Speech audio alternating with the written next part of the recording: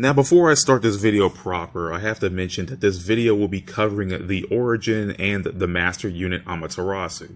So this video will also count as the origin video. Be cool on that? Alrighty then, let's end this SANKISHIN video series. So we finally reached the last of the SANKISHIN and definitely the most important of the three, the master unit Amaterasu. There's a reason that I left this master unit video for last, because there is a lot to go over compared to the Susanoo unit and the Tsukuyomi unit, and this is why this video in particular is much longer than the previous two. As I mentioned twice before, the Tsukuyomi unit protects time, the Susanoo unit cuts time, and the Amaterasu unit governs over time. Time for a little history lesson about Amaterasu. Now the SANKISHIN have existed for God knows how long.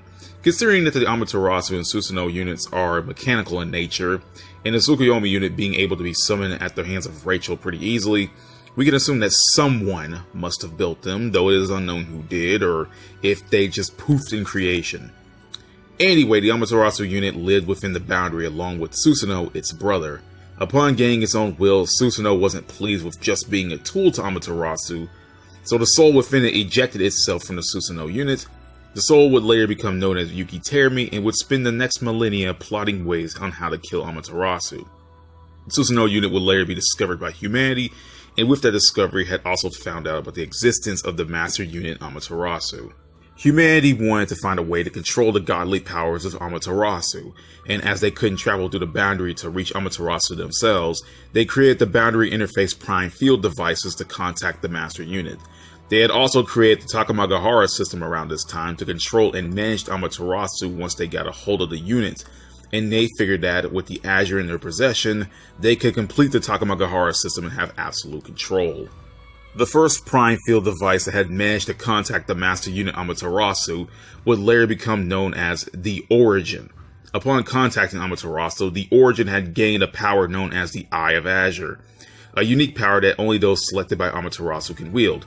You may have heard Noelle Vermilion be called the Eye by Rachel before. Don't worry, I'll get to Noelle eventually.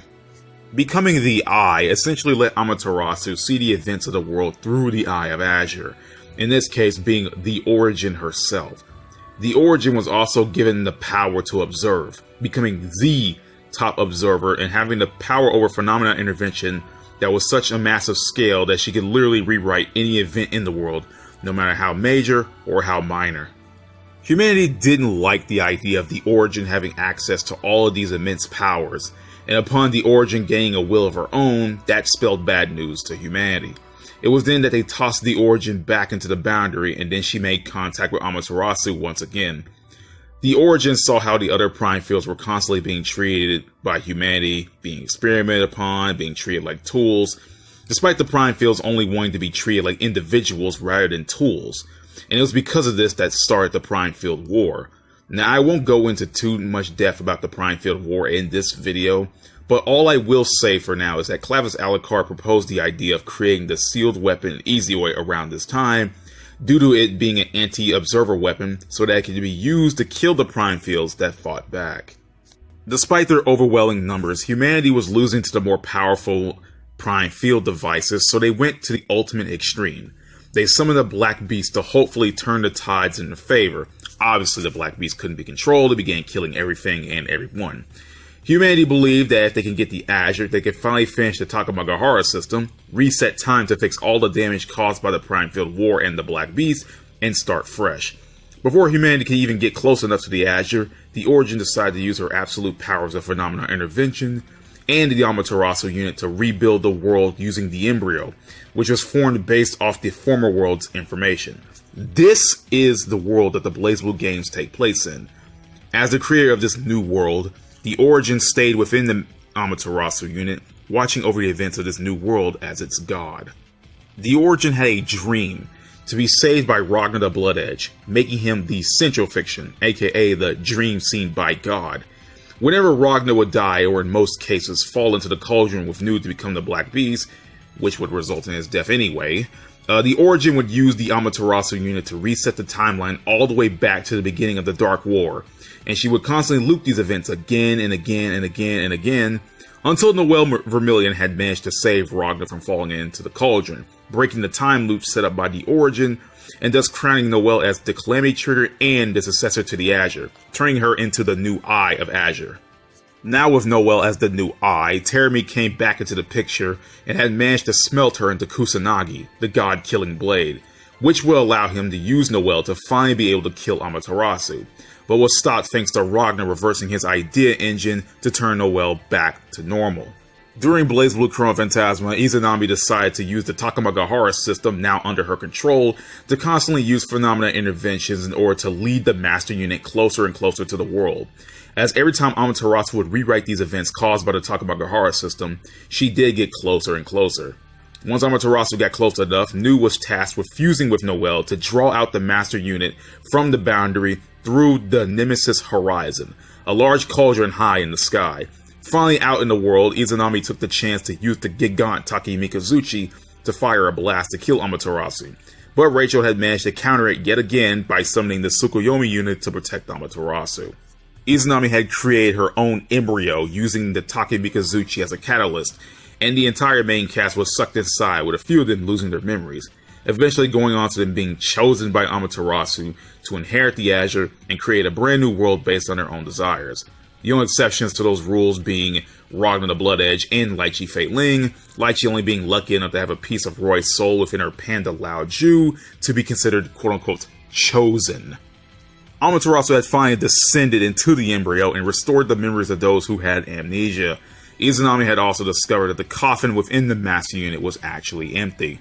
Now we finally reached Nine the Phantom, who had become aware of Amaterasu's time loops and was enraged to know that time would always be rewound to the Dark War era, meaning that all of the events that led up to Ragna falling into the cauldron would happen again and again. Nine hated Amaterasu for this and decided to take matters into her own hands. She created the 11th Nox Nictoris, the Corpus Sepulchro Requiem, and was going to use it to replace Amaterasu, but that would never come to pass. S was summoned by the Azure, and Amaterasu later chose S to be the guardian of the Azure Gate, doing her job to stop characters like Mood 12 and Naoto Kurogane from passing through. As Doomsday was occurring, S was tasked with going around and backing up the data of everyone as they returned to Seether. Susanoo had finally arrived to the gate with Noelle in hand, and oh yeah, I forgot about the Prime Fields and Saya. So Saya, the sister of Ragna and Jin, held a piece of the Origin soul within her. Lambda 11, Mu 12, aka Noelle Vermilion, and finally Nu 13 will be cloned from Saya, each of them also gaining a part of the Origin soul. Now Noelle is the most special of the Prime Fields as she holds half of Saya's soul, and is close enough to the Origin, which is why Terumi was so dead set on Noelle being the God Slayer in the first place. This was beneficial, as Noelle was able to fuse back with Izanami, taking Saya's body and soul back, with the added benefit of cancelling out Doomsday. And speaking of Izanami, I can finally talk about her and her relationship with the Origin / Amaterasu. So Izanami is actually the drive of the Origin, and represents death and destruction. Amaterasu has a secondary power known as the Izanagi system, which is its power of creation, representing life. So Izanagi and Izanami kind of balance each other out. The drive of, the Origin, death, the power of creation for the Amaterasu, the Izanagi system, life, life, death. Pretty simple. Back to what I was saying before, Susanoo arrives to the gate with Noelle in hand so that he can open the gate to the Azure. S was there to stop him, but Amaterasu had already saw the outcome in Susanoo's favor, as S had no more possibilities left to her, and thus wasn't qualified to be the guardian of the Azure. Ragna the Blood Edge was indeed the real guardian of the Azure. Ragna eventually arrives along with Jin and Trinity, and they defeat Susanoo / Terumi, saves the world, and approaches Amaterasu, and with Ragna presumably getting into the unit to change the world, as him being the central fiction, meaning that if he was gone from good from this world, then Amaterasu wouldn't mess with it anymore. Now, this is the weirdest part of the video I gotta bring up. See, so Ragna had already brought Noelle, who had already fused with Saya, and then fused that fusion with the Origin, right? So they all become whole. But at the end of Central Fiction, there's apparently another Saya that talks to Ragna. It's sort of like this other Saya's in the Amaterasu unit, right?